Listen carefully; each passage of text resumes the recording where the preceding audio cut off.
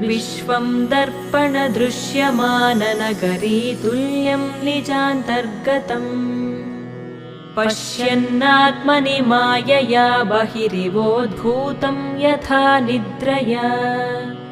यः साक्षात् कुरुते प्रबोधसमये स्वात्मानमेवाद्वयम् तस्मै श्रीगुरुमूर्तये नमः इदं श्रीदक्षिणामूर्तये तस्मै श्रीगुरुमूर्तये नमः इदं श्रीदक्षिणामूर्तये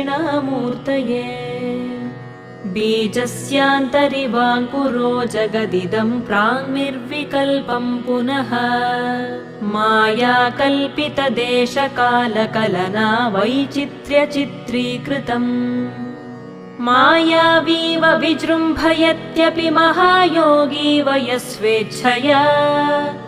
तस्मै श्रीगुरुमूर्तये